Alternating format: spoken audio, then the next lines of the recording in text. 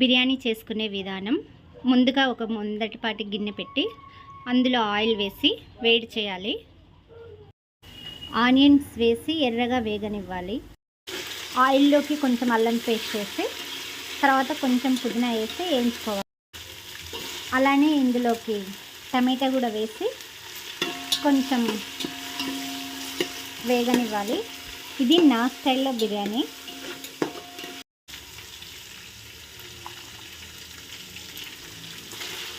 Chicken కూడా వేసేసేయాలి.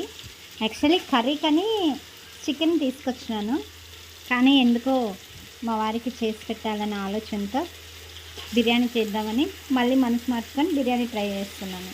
లేకుంటే బిర్యానీకి ముక్కలు పెద్ద పెద్దగా ఉంటాయి కదా, ఏమంటే ఇవి కర్రీకి కొట్టినట్టు కాబట్టి చిన్న చిన్నగా ఉన్నాయి ముక్కలు. కొంచెం ఉప్పు వేసి కొద్దిగా ఉడకనివ్వాలి చికెన్. వేడి నీళ్ళు పెట్టుకొని ఇందులోకి సాజీరా, చెక్క, లవంగా, బిర్యానీ దినుసులు, పుదీనా, కొత్తిమీర, పచ్చిమిర్చి, కాస్త ఉప్పు వేసి దీన్ని మరిగించుకోవాలి. బాగా తెరల వరకు ఉడికించుకోవాలి. తగినంత కారం వేసుకొని కాసేపు వేగని. ఇలా తెరిలిన తర్వాత ఒక గంట సేపు నానబెట్టుకున్న రైస్ని ఇందులోకి వేయాలి. ఇవి బాస్మతి రైస్ కాదు, నార్మల్ రైసే.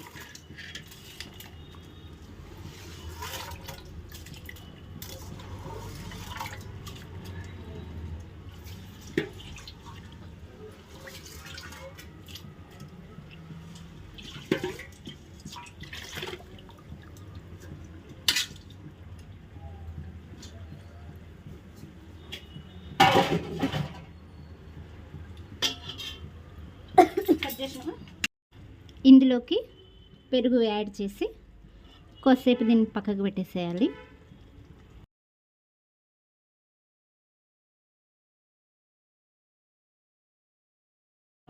ఫిఫ్టీ 50% ఉడికిన రైస్ని ఇలా వేయాలి.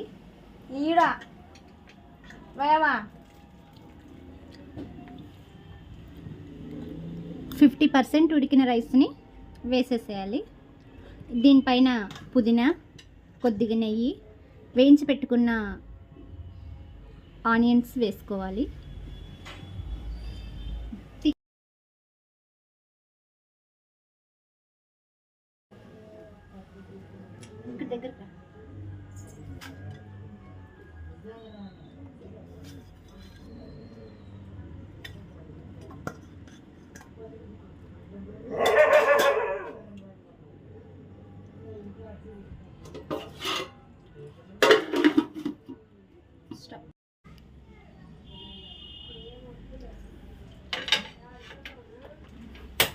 పెన్నం పెట్టి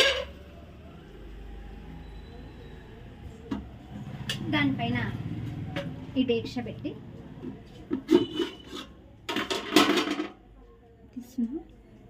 ఒక క్లాత్ కాటన్ తడుపుకొని ఇలా వేసి ప్లేట్ని ఇలా మూసేసి దమ్ అవ్వడానికి ఇదంతా ఇట్లా పెట్టేసేస్తే దీనిపైన ఏదన్నా బరువుగా పెట్టేసి 10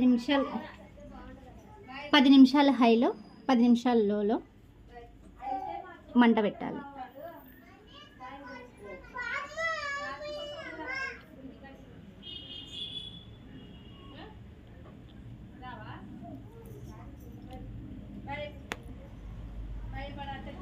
గుంటకాలు పోయినాడు, సాయం చూస్తే పోయినాడు.